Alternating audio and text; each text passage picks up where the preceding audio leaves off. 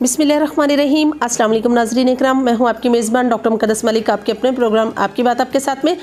नाज़रीन इकराम, हिद्दे खल्क एक ऐसा जज्बा है जो इंसान के अंदर खुद डेवलप होता है और इंसान को खुद आइडिया नहीं होता कि ज़मीन पर आकर क्रिएशन के बाद, पैदाइश के बाद अल्लाह पाक ने उसकी ड्यूटीज़ कौन कौन से लगाई हैं और दुनिया में आकर उसको कौन कौन से फ़राइज़ सर अंजाम देने हैं। ऐसी ही एक शख्सियत की कहानी जो किसी तारफ़ की मोहताज नहीं, जिनको उनके सियासी समाजी वर्क की वजह से कायद-ए-आज़म गोल्ड मेडलिस्ट का अवार्ड दिया गया और उनको खराज तहसीन पेश किया गया ओवरऑल, इस वजह से कि वो सियासी और समाजी शख्सियत है। उन्होंने अपनी खिदमत का आगाज़ डिफरेंट एंगल से किया, लेकिन उनका सबसे मेजर एंगल ये था कि अपने ही इलाके में निकासी आब का एक प्रॉब्लम था, जिस पर उन्होंने अपने ही इलाके में तालाब बनवाया, फिर अपनी मदद आब के तहत उसका पानी जो है ज़मीनों में छोड़ दिया ताकि आवाम को किसी किस्म का ना तो डिस्प्यूट बने और ना किसी किस्म की टेंशन बने।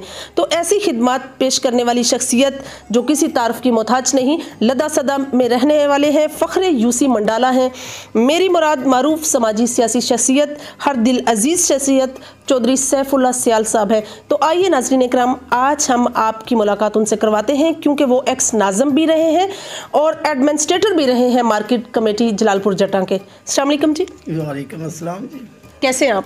ठीक है, आप सुनाए? ठीक है जी अल्हम्दुलिल्लाह। जोसेफ, सबसे पहला मेरा आपसे सवाल ये है कि आप सियासत में, चूँकि आपका ख़ानदान नहीं था और जब आपने सियासत को चूज़ किया तो आप PMLQ का भी हिस्सा रहे, मुस्लिम लीग नून का भी हिस्सा रहे और कुछ टाइम, मुख्तसर टाइम आपने पाकिस्तान तहरीक इंसाफ को भी दिया। गो कि ये आपका जमहूरी हक था।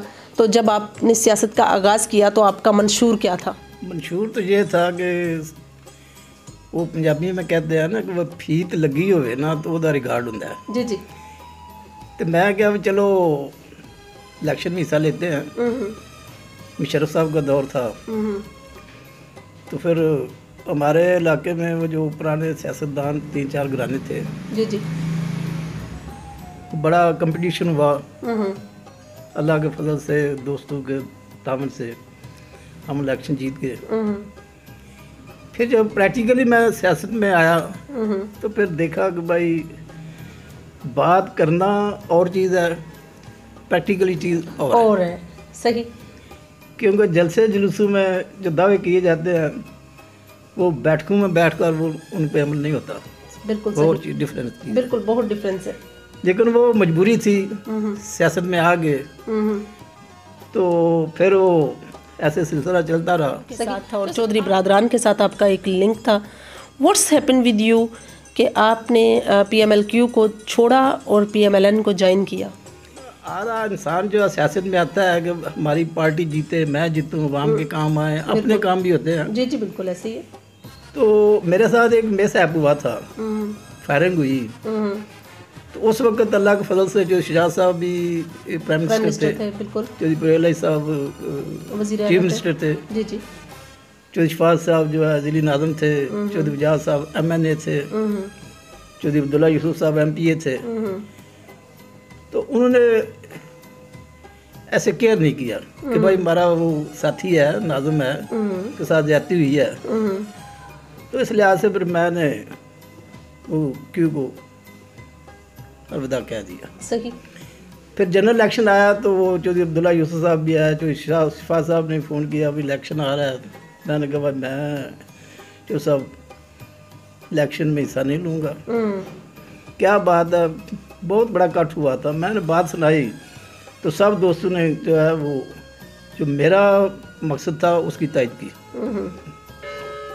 मोहम्मद अफसर गोंदल साहब, जी जी, वो और 3-4 आदमी जो थे तरीके इंसाफ के, वो आए। उन्होंने कहा भाई आप जो है ना वो तरीके इंसाफ ज्वाइन करें। मैंने कहा भाई साफ बात है, क्या लोगे क्या दोगे? हाँ बिल्कुल। उन्होंने कहा भाई क्या चाहते हैं? मैंने कहा PP 109 जो है ना उसकी टिकट दे मुझे। जो हमारा हल्का है PP 109 था। जी जी, तब 109 था। तो उन्होंने कहा भाई ठीक है, हमारी कमिटमेंट होगी। जब टाइम आया इलेक्शन का तो हम 2 कैंडिडेट थे। एक बिलावल गोरसी साहब ने, वो एडवोकेट, जी जी, और एक मेरा नाम था। जी जी बिल्कुल ऐसे ही। तो मैं उन दोनों में बाहर गया हुआ था। कागजात मैंने एडमिट करा दिए। तो रात के 2 बज गए तो मैंने फ़ोन किया, उन्होंने कहा जी अभी सब हल्कों का फ़ैसला हो गया है, PP 109 का फ़ैसला नहीं हो रहा। मैंने कहा भाई ठीक है। 3 बजे फिर मैंने फ़ोन किया तो उन्होंने कहा जी वो फ़ैसला हो गया, बिलावल गोरसी साहब को टिकट मिल गई। सही। मैंने कहा भाई आज के बाद मेरा तुम्हारा जो है ना लिंक खत्म, कमिटमेंट हुई थी जी। तो आपने वो उस पर पूरा नहीं उतरे। हाँ। तो मेरा आपका कोई तल्लुक नहीं है। जब आप पाकिस्तान मुस्लिम लीग नून का हिस्सा रहे तो तब आप की कारकर्दगी कैसी रही और एडमिनिस्ट्रेटर भी रहे आप? जी, वो जो अपना ना हमारे ज़िली सदर जो नवाब ताहिर साहब जी। वो हमारे साथ नाज़िम रहे थे। तो बैठे हुए थे तो कहते हैं भाई आप इलेक्शन हार गए हैं, दूसरा इलेक्शन जो था ना, तो हम चाहते हैं कि आपको कोई ना वो फीस लगे। सही। मैंने कहा भाई अगर फीस लगानी है तो आप ऐसा करें कि वो बैतुल माल की डिस्ट्रिक्ट की सीट जो है ना वो मुझे दे दे। सही। तो मैं डेरे में बैठा हुआ था तो मुझे फ़ोन आ गया कि मुबारक हो, आपका जो नोटिफिकेशन आ गया है एडमिनिस्ट्रेटर मार्केट कमेटी जलालपुर जटा। जी। मैंने कहा भाई मैंने तो किसी को बोला ही नहीं था तो अरे जी हमें नहीं पता, लेकिन आपका नोटिफिकेशन हमें मसूल हो गया है तो आपको मुबारक हो, तो आप तशरीफ़ लाए इधर। फिर मैं गया तो चलो ज्वाइन किया उधर जो है। तो जो अभी मार्केट बनी है ना वो मेरे दौर में बनी है।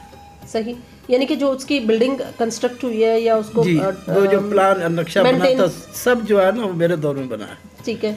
और उसमें बहुत ज़्यादा जो मुश्किलात जो आई, क्योंकि वो पहले मार्केट चल रही थी ना मंडी जो है, तो वो लोग नहीं चाहते थे कि ये गवर्नमेंट की चले, तो जिसमें काफ़ी हमारे सियासतदान भी इन्वॉल्व हुए थे। तो उस पे आके मैंने फिर कहा भाई, मैंने कहा नवाब साहब को भाई आपके वोटर हैं, चलो मैं भी आपका वोटर हूँ, लेकिन इस मसले पे जो है ना मैं बिल्कुल ऐसा कंदर हूँ कि मंडी जो है ना बढ़नी चाहिए। बिल्कुल सही। तो फिर वो पता नहीं अंदर से नाराज़ भी हुए होंगे, लेकिन वो मंडी अलग से बन गई माशाल्लाह, अभी चल रही है बिल्कुल। और मतलब मैं समझती हूँ कि उसको निखारने वाले फिर क्रेडिट आपको जाता है सारा उसका। जी अल्लाह के फजल करम से जो है ना वो बात सही है कि जब मैंने वो चार्ज लिया तो मैं उस सेक्रेटरी साहब से बोला कि भाई क्या पोजीशन है अकाउंट की, मुझे तो पहले तजुर्बा नहीं था। उन्होंने कहा कि भाई 10-12 लाख रुपये है हमारे अकाउंट में। तो फिर अल्लाह के फजल करम से 12 करोड़ जो है हमारे अकाउंट में आया। अच्छा, जैसे एक इंटरेस्टिंग सा क्वेश्चन मेरे माइंड में आया कि नॉर्मली चीमा बरादरी, चट्ठा बरादरी they belong to a Gujranwala district, और अगर गुजरात की बात करें तो ज़्यादातर मेजॉरिटी जो है वो वड़ाइच बरादरी की है। यू आर बिलोंग टू सियाल, तो सियाल ज़्यादातर जो मेजॉरिटी है वो जंग में मुकीम है। आप कैसे यहाँ सेटल हुए? 200 साल पहले अंदाज़न वो हमारे बुज़ुर्ग थे, वो इधर आए थे दीन की तबलीग के लिए। माशाल्लाह। तो उन्होंने काफ़ी जो है वो मुसलमान किए इधर, तो फिर वो इधर ही रह गए माशाल्लाह। सही। तो ये बात सही है कि हमारे गांव में भी जो है ना, बल्कि गांव में नहीं, वो जितने भी ये 10-12 गांव हैं, सिर्फ सियाल बरादरी जो हमारे 20-25 घर हैं इधर लदा सदा में नुमाइंदा होता है, अवामी खिदमतगार होता है। और अगर आपको अवामी खिदमतगार के तौर पर देखा जाए तो समाजी काम माशाल्लाह से आपके अनगिनत हैं। आपने बहसीयत नाज़म अपनी यूसी में कौन कौन से फ़ाल काम करवाए? वो मुझे बड़ा अच्छी तरह याद है कि मेरा पहला इजलास हुआ ना जी, तो उस वक्त गवर्नमेंट ने कहा भाई 84,000 वो हर नाज़म को दे रहे थे कि 1 to 5 हुंडा जो है ना खरीद लें। तो सेक्रेटरी साहब मुझे कहते हैं हमारे पैसे आए हैं तो आप हुंडा खरीद लें। मैंने कहा भाई अल्लाह का फजल है, मेरे पास गाड़ी है। जी। तो मैंने कहा भाई आप कितने आदमी हैं? कहते हैं स्टाफ के 4 आदमी हैं। मैंने कहा भाई ठीक है। मैं कहा इनको सुबह जाकर ना आरों को नई साइकिल ला कर। सही। वो बहुत खुश हो गए। Very good. सही। फिर जो था वो हमारे 18 गाँव होते हैं यूनियन कौंसिल में, तो मैंने हर गांव में जो है वो पानी का जो बंदोबस्त था, 11 बोर जो होता है ना, वो मैंने इंजेक्टर लगाए। फिर वो जो रोड पे स्टाफ जो थे ये बनवाए। सही। बाकी जो छोटे मोटे जो होता है गली वगैरह, वो इनफरादी तौर पे भी किसी की छत गिर गई है, ऐसे जितने मेरे इख्तियारात थे ये अल्लाह का फजल है कि ना मैंने उधर से तनख्वाह ली थी, ना ही मैंने वो अनसेटल रात उधर से तनख्वाह ली। अपनी जेब से जो खर्चा आता था वो मुझे याद है। चलो बात वो आप कर रहे हैं, वो पहला महीना आया तो वो साइन करने लगे तो वो कहते हैं एक माह के बाद जो तनख्वाहें थी तो जी मैंने कहा ये 20,000 जो मेरे नाम के आगे क्या लिखा हुआ है? कहते हैं जी आप लाहौर गए थे तो वो मैं खुदा के बंदे खौफ करो, गाड़ी मेरी अपनी थी, तेल मैंने डाला 20,000। मैंने कहा ये कैसा? मैंने कहा मैं नहीं लूँगा।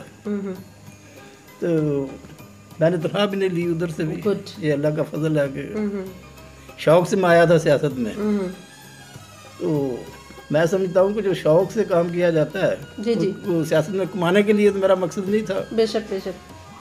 तो पाकिस्तान की सियासत जो है वो जो लफ्ज़ बोलते हैं ना कि हम खिदमत के लिए आए हैं, खिदमत तो वो होती है जो अपनी जेब से इंसान करे। बेशक सही। क्या हाल है? बिल्कुल सही। गवर्नमेंट का पैसा लेकर वो जो खिदमत है वो खिदमत तो नहीं, लेकिन बहरहाल कुछ ना कुछ तो करते हैं तो फिर क्रेडिट भी लेते हैं। सही।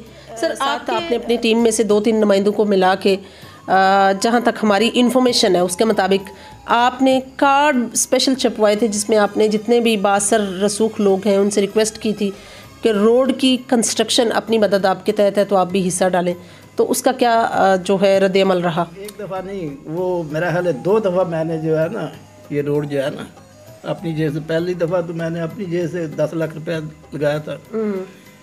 दूसरी दफ़ा तो जो थे दोस्त बैठे हुए थे, मैंने कहा यार हमारी गाड़ियाँ जाती हैं, वो एक्सीडेंट पता चला कि भाई ये हमारा गाँव है हसनत पिंडी और रात को एक्सीडेंट हुआ है तो एक यंग लड़का जो है ना उसकी डेथ हो गई है।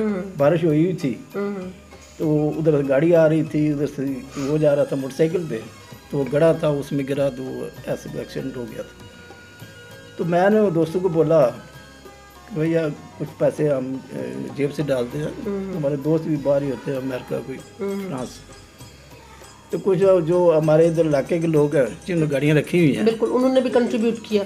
तो दोबारा हमने फिर वो मेरे हाल 10-12 लाख रुपया लगाया था। अच्छा, ये भी आपकी एक बहुत बड़ी काविश थी। जोसेफ आप एक बिजनेसमैन थे, मैरिज हाल है आपका, और प्लस आप जो है आपको कैसे समाजत का शौक़ पैदा हुआ? क्या आपके ख़ानदान में कोई और समाजी वर्क में इन्वॉल्व रहता था या आप फर्स्ट थे जिनको ये शौक़ पैदा हुआ? ये ख़ानदानी तो आप नहीं कह सकते ना, ये एक जज्बा होता है, अल्लाह किसी के ऊपर भी मेहरबान हो तो ये नहीं कहा जा सकता कि हमारे तो सियासतदान वो सियासत जो है तो वो हमारे ख़ानदान में नहीं है। हमारे वालिद साहब भी सूबेदार रिटायर थे, तो सियासत का किसी को भी शौक़ नहीं था। वो यही कहते थे यार झूठ ही झूठ है, तो मुझे भी बहुत मना किया, ये भाई और कज़न है ये भी सब इधर ही थे कि भाई छोड़ो यार क्या है इसमें सियासत में। मैंने कहा भाई एक दफ़ा इलेक्शन लड़ना है। सही। जो सब सामाजिक काम आपने कौन कौन से किए हैं, जो फ्लाई काम आपने अपनी जेब से किए हैं?